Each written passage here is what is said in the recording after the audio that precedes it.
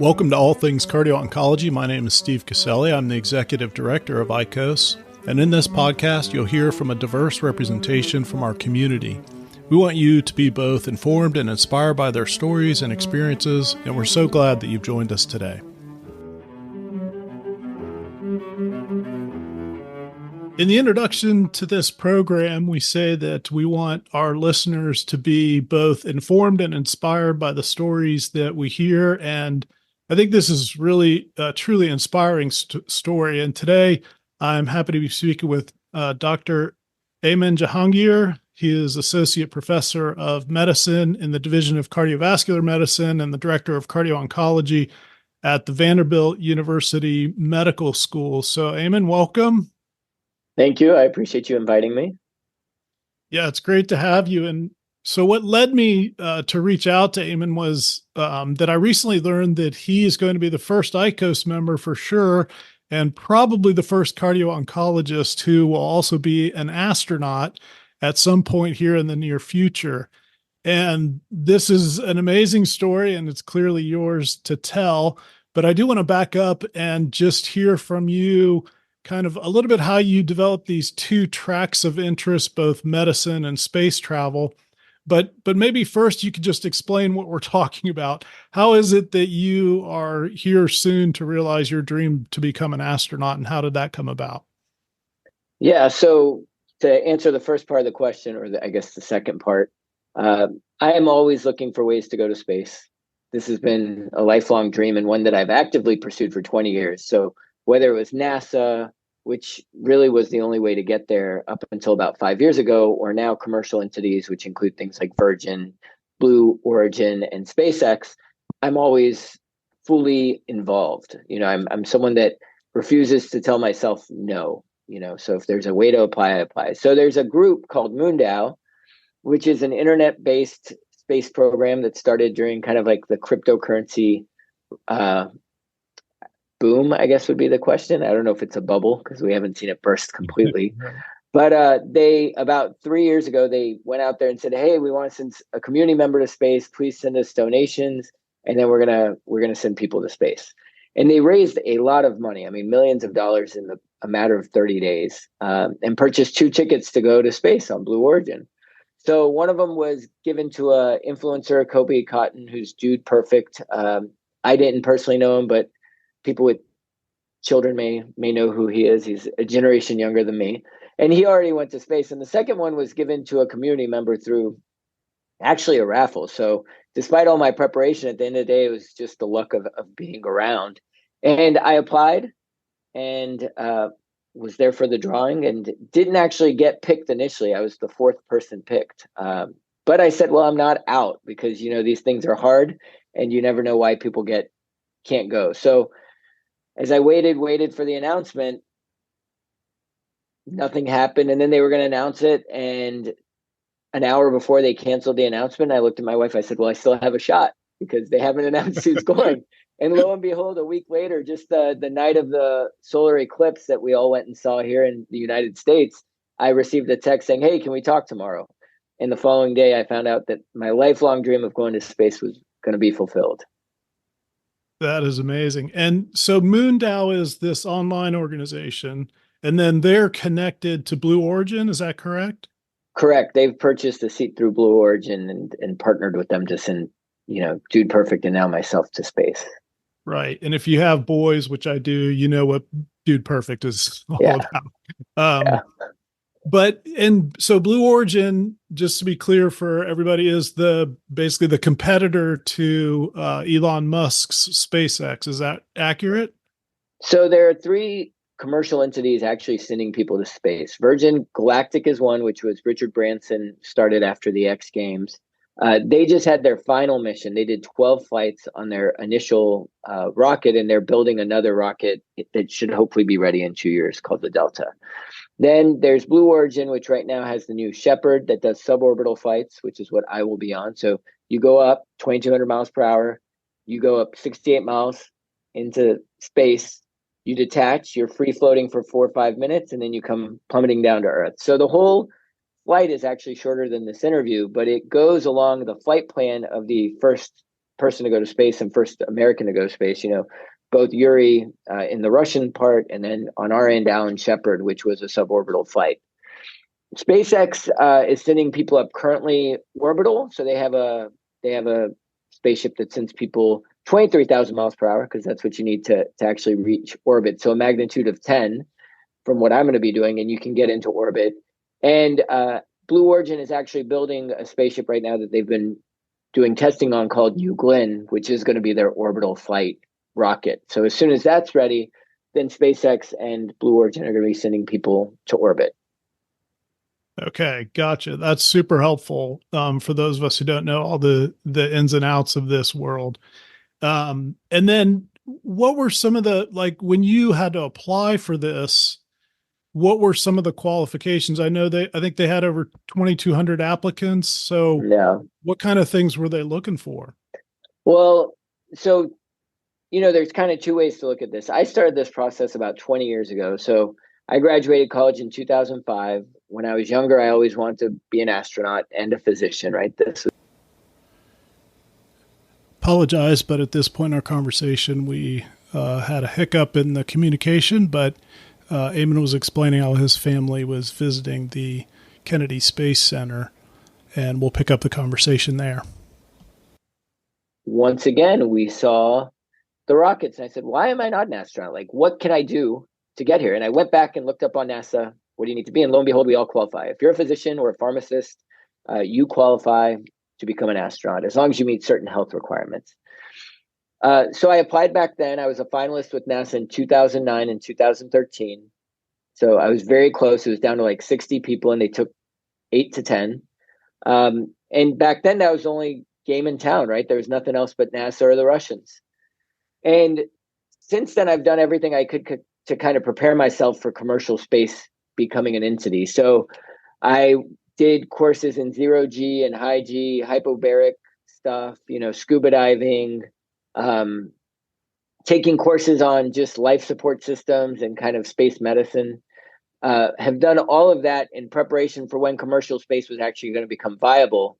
And that really happened in 2021. So it's pretty young. Now, specifically for Moondow, this was, as I said, it was just a matter of luck. But as they said, they were quite happy it was me, because they could tell that this is something I've pursued my whole life, as opposed to just like a one-off, let me give it a shot kind of thing. Yeah. And then I noticed that part of your background and training as well, you were on a 4-person crew in the Biosphere 2 for 6 days. Tell us, what is that, and how does that help you in your training and preparation? Yeah, so there's something called an analog astronaut, which are people who basically perform space missions, such as if they were on the moon or Mars, and simulate these things for a number of reasons. One is to do research, so doing some biomedical research, for instance. 2 is to figure out growing plants, how can you effectively grow plants in these situations? And then 3 is crew dynamics. Those are probably the biggest things. And the reason they exist is because it's a lot cheaper to do a mission on Earth and simulate that you're in space than to do it in space. So oftentimes what will happen is someone will have an idea, I want to do this mission in space, and they'll test them out in these analogs so that when they send something to space, it's kind of been worked through and there's less chance of failure. So as we were discussing before, mine was a 6-day mission. It was the first one in Biosphere 2 since the 90s, where they actually built Biosphere 2 and had people, in there for a year. And it was, a pressurized and sealed environment. And we did things such as, I was using an artificial intelligent robot SEAL to see if that decreased stress amongst our crew members. We had a photographer with us to photograph everything. We worked on cooking. How do you cook foods that are edible with just very base, non-degradable food items? But there are other ones, like NASA just had people come out last week from I think it was 374-day mission. And those individuals were in there for that long, 4 individuals. So that's a little extreme for me. Honestly, even a 6-month mission to the space station, which if I'd been selected as an astronaut, that's what they do, is 6 months to a year. That may be a little rough. I think the sweet spot is about 2 weeks, which is what they used to do with the shuttle mission. And in talking about cardiologists, actually, So I'll be the third cardiologist to go to space. There was a Russian Okay. cosmonaut back in the 80s.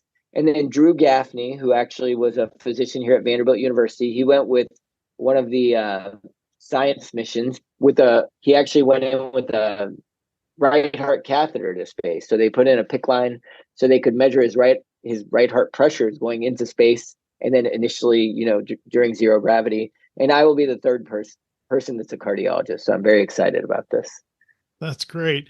I And think maybe first commercial space physician. I don't know if there's been any physicians who've gone through one of these entities that are not NASA yet. right. Well, I think it's safe to say you're the first ICOS member for sure. And I'm pretty sure you're the first cardio-oncologist as well. Yeah. We'll go with that. And so as part of your training, what kind of zero gravity training did you have? So I know that obviously the scuba underwater things can simulate that, but did you get a ride on the Vomit Comet? Yeah, not yet. That is Okay. a goal of mine. So I've done a lot of Tell scuba people diving. what that is.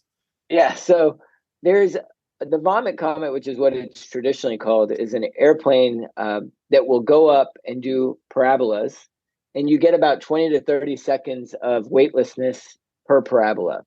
And there's a few companies doing it in the United States. The only one doing it, commercially now is called Zero G. And I think a flight on that costs about 13, 14 grand. I almost got on one. I had a buddy and some other people doing one a year ago, and I went and looked up the flights and everything, and I just needed to get approval from work to get off. And the next day when I went back, they had all sold out. So I missed my chance there, but I'm sure it'll come. And inevitably someone does get sick pretty much on every single one of those. Now, I have done acrobatic flying. I'm not as a pilot, but as a passenger. And in those, you can actually obtain pretty high Gs. We got up to about 5 Gs, and then also the 0 G on the descent.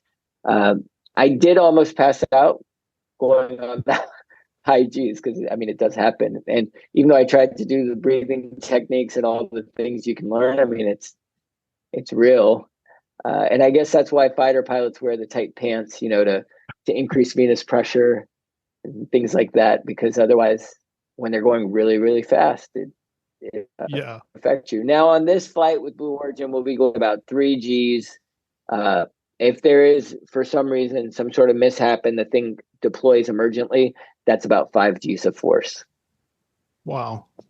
That is incredible. And just when you say you do parabolas, that sounds innocent enough, but literally you're pretty much pointing the nose of the aircraft straight at the earth until you find the sweet spot of zero gravity, which that just sounds terrifying. Well, they figured it out to such a science that they can simulate the gravity on the moon, on Mars, and even, kind of like in space, low Earth orbit. Kidding. So they'll do the different ones, like, this is what it feels like to be on Mars. No, that is so it's pretty unreal. impressive. Yeah, it's a pretty cool. That's incredible. If you or your institution would like to have credentials that confirm your qualifications as a cardio-oncologist or a cardio-oncology center of excellence, we encourage you to consider applying for our certification exam in cardio-oncology or our certification for centers of excellence. These are the only certifications currently available in this field, and it's a special opportunity for you or your institution to distinguish yourself, recognizing your expertise in the field. More information about both these opportunities can be found at ic-os.org, or you can email directoricos@gmail.com for more information. All right, so let's back up a little bit with your interest in, I know you described some of your interest in space travel as a kid and growing up wanting to be an astronaut. Am I correct that, did I hear you say in another interview, your family immigrated from Iran? Is that right? That's correct. Yeah. In 1984, when the Iran-Iraq war was going off, my parents realized with the change in government and then the war that nothing was, getting better. So they moved to Nashville, Tennessee. So it'd be like moving from New York City to, Green Acres. Yeah. And so how did your interest in science in general develop? Were your parents interested in science, or what was their background? Yeah, so my father's a physician, he's a radiologist. And so I think just like if your father or your mother is a firefighter, you become a firefighter, it's kind of the same idea. So growing up as immigrants, he wanted to make sure we had a stable kind of lifestyle and career. And so it was always either medicine or law, or maybe you could even go be an engineer. But it was very much a focus that education was a good way to progress. And I like the stuff I was exposed, early on in high school. I was fortunate to be able to go to Meharry Medical College, which is one of the historically Black colleges and universities. It's a medical school down the street from my high school, and see a gross anatomy dissection, in ninth grade, which was pretty cool. I worked at a science center that still exists here in town, and so was always exposed to different, fields of science. So being a physician always seemed like what was going to happen. It was always the path and what I focused on getting to. Super helpful in terms of the family influence. But then I noticed that in college, you were actually a religious studies major. And so that was fascinating. And I wonder how, because I think in today's educational environment, we tend to dichotomize between, the humanities and the sciences. So you've got a humanities background, and yet you went to med school. Talk to me a little bit about how you see the relationship between the humanities and the sciences and how those interests came about in your own experience. Yeah, I mean, personally for myself, we left a country that had become very religious, right? And we came to what is known as the buckle of the Bible Belt, right? This is Nashville, Tennessee. It's got a church on every block. And so I think I always grew up with religion around me and realized that it's quite impactful in people's lives, right? So whether or not you personally are particularly religious, when you're interacting with hundreds of thousands of humans, which is as physicians what we do, I think a lot of people's decisions depend on that faith and their understanding of that faith. And I thought, well, if I'm going to be a physician, it's important to also have an understanding of where people are coming from so that I can help them. And so it was both a personal interest, but I also saw it as important in connecting with our patients and kind of, so if someone brings something up, be like, yeah, okay, I get that. I understand where you're coming from, but let's talk about the science behind it, and maybe we can find a common ground so that you do take the statin or, whatever other kind of treatment we're thinking. It's been helpful. I think I love the humanities. I love being introspective, and I think that is a large part of who I am, outside of just the medicine and the science. And I think when we're talking about cardio-oncology, this is hugely important because of all the people in cardiology, maybe outside of heart transplant, because I think they deal with it. We frequently are dealing with individuals who have pretty tragic diagnoses. They're coming to you, they're dealing with a cancer diagnosis before they see you, sometimes stage 4, terminal, and now you're having to help manage whatever this cardiac issue that's come about with. So, whether you get hit with a cardiac issue or a cancer issue can be pretty devastating to have both of those. So oftentimes we're dealing with people who are going through a lot and going through, in a lot of ways, existential crises of dealing with these things. And I think that it is helpful. And as I said, heart failure maybe deals with this also, but I don't know if our other colleagues see it as much as we see it. Because if you look at my panel of like people who've passed away in the 4 or 5 years I've been at Vanderbilt, there's 20-year-olds and, there's 25-year-olds. The age range is pretty impressive, and a lot of just young people die. Yeah. Yeah. That's really sobering. And as, being a physician, having to deal with that. Well, that's helpful. I noticed in one of your videos too that you were carrying a banjo. Yeah. Was that just for the video, or was that a real thing in your life? No, it's a real thing. So I think it's been about 2016. I picked up, I never played musical instruments before. So I guess we're going on 9 years. And I've always liked the banjo. So I picked up the banjo, started taking lessons pretty much every week, every other week. And so I can play the banjo. But about 3 years ago, I realized that I don't think I'll ever feel comfortable enough to play the banjo in a band. Like I can play it. If you give me a song, I can learn it. Happy to play it. So even 3 years ago, I picked up the electric bass, which I figured would be a lot more useful as I go into my later years of life, to have a weekend jam band with people, because everyone needs a bassist. Not everyone needs a banjo player. So I play both, and they're both prominently sitting in my office, and I try to practice at least 15, 20 minutes a day when the kids go to bed, mainly the bass, because the banjo is a little loud. Yeah, right. We joke, if I took the banjo to space, they'd kick me out of the rocket. I'd Yeah, be out of the right. clock. Well, that's great. I mean, I find it fascinating your interest kind of in the intersection of science and art and those things together, because again, I think so often those are dichotomized in our world. So I think that's super interesting. And I wonder if there's any connection between that kind of diverse set of interests and the development of your interest in cardio-oncology. How did that come about? Because it is sort of a unique specialty even in our world today. And it's at the intersection of these different things. I just wonder if there's any connection there. Yeah, I mean, so I knew about cardio-oncology since early in my career. So I was up in Boston. I knew Javed Moslehi, who was a big advocate of the field of cardio-oncology as a resident. That was back in 2005 to 2008. So after fellowship, when I went down to New Orleans, I was at Oxford Medical Center. We decided it was an important thing to do to start a clinic. There was no cardio-oncologist in, Louisiana and probably like the greater part of that Gulf Coast at that point. This was back in 2013. And so myself and another physician named Nicole Poland decided we're going to start a clinic. And at that point, a lot of what we managed was breast cancer, as you can imagine, and some childhood cancer survivors. And so we did that. That was successful. That clinic's still running and very successful down in New Orleans. And then I had pivoted to Kaiser Permanente, which was, it's more private practice, and had worked to try to get a cardio-oncology group going there up in Northern California, but it was just a lot of roadblocks. So eventually I told my wife, a few things happened. We actually had a wildfire come through. It was one of the first big wildfires and burned down our house. So I said, well, this is a good time to reassess our values of like where we want to be. And I wanted to come back to Nashville. My family's here. I have cousins, grandma, parents, everyone's here. And Vanderbilt is a great institution. It's where I did my training. And luckily at that point, Javed was here.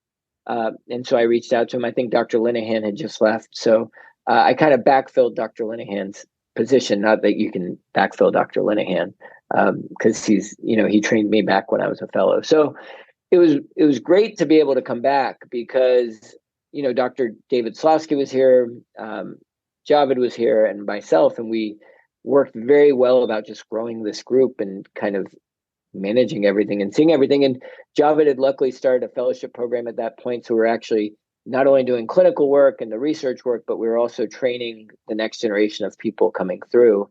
And we've maintained that. He had left, I think, 2-3 years ago. And since then, we've been able to continue to grow our clinical presence. We've continued to do some research and maintained a training program so that every year we're seeing 1 or 2 fellows come through that training program, which has been excellent.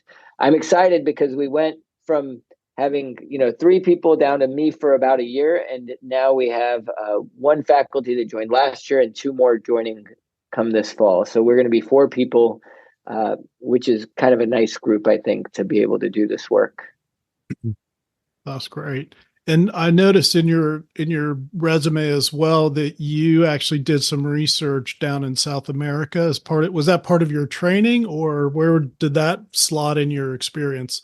And again, that's just fascinating that you have that kind of international experience as well.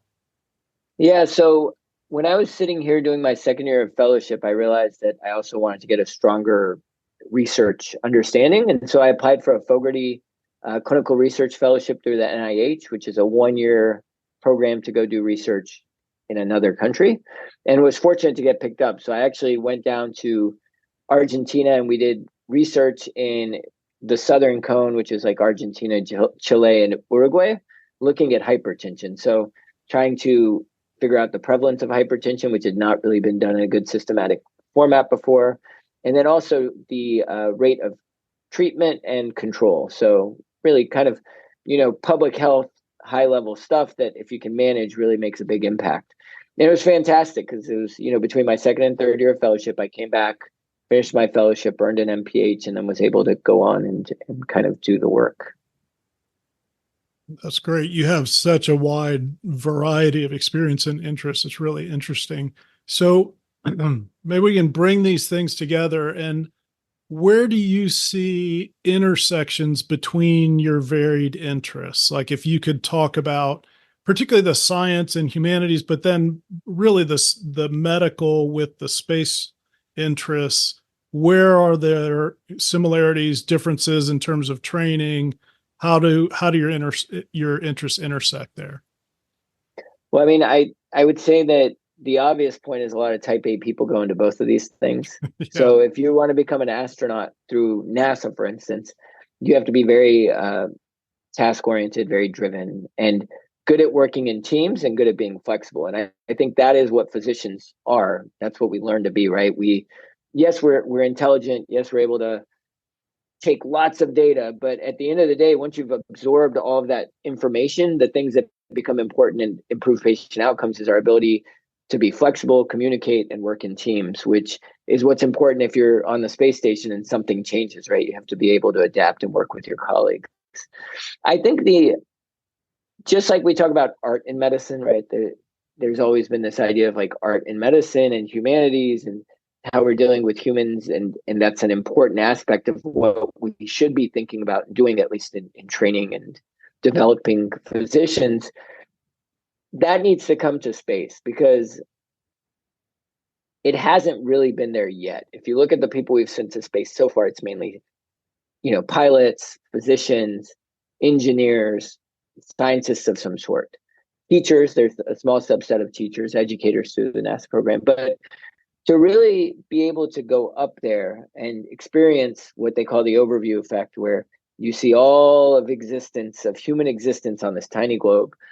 I might be okay at describing that, but I suspect any sort of artist who spends their lives like seeing things and expressing them for others to experience is valuable. So you need a poet to go up or an artist who can come back and demonstrate that. And I think that would be bringing the arts to space would also be very impactful for the other 8 billion people who live here. Not even 700 people have left this earth to go to space.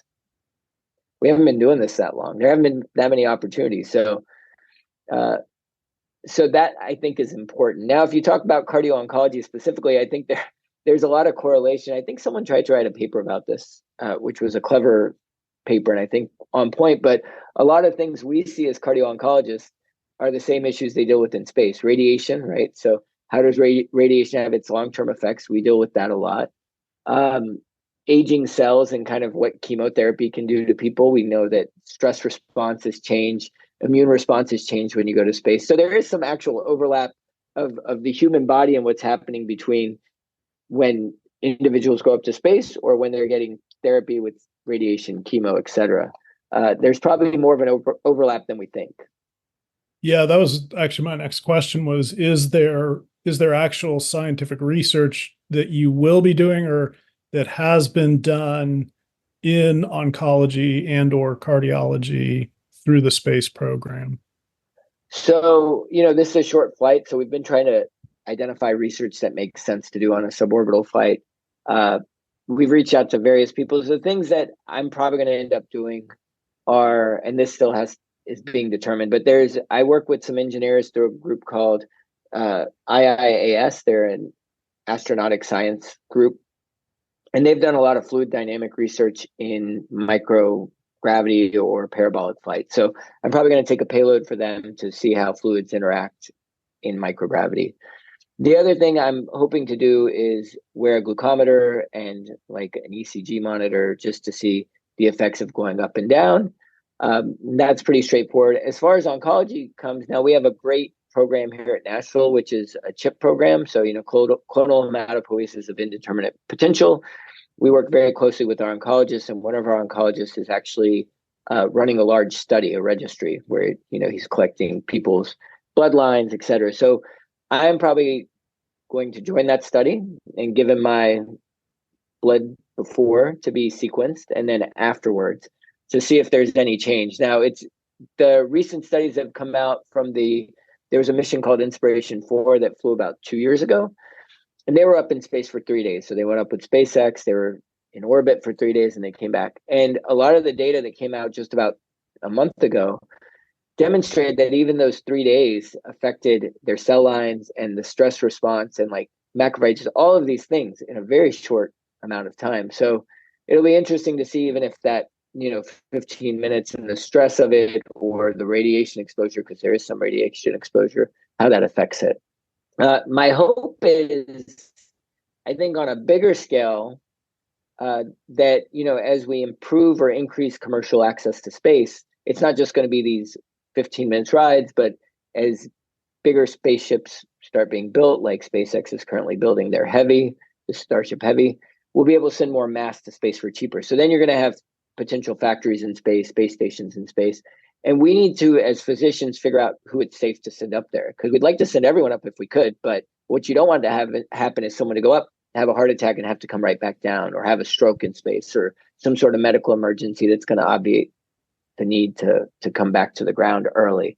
So I think it's going to be important for us to figure that out, kind of like we do, surgical clearance, which we all hate that term, but a risk assessment prior to going to space. And it doesn't have to be as rigorous as what NASA does. What NASA does is, when I interviewed with them, I had a head to toe exam, everything you could think of, MRIs, ultrasounds, colonoscopy, because they really want to make sure if they're investing millions of dollars in you for 20 years, you're not going to have cancer or something else.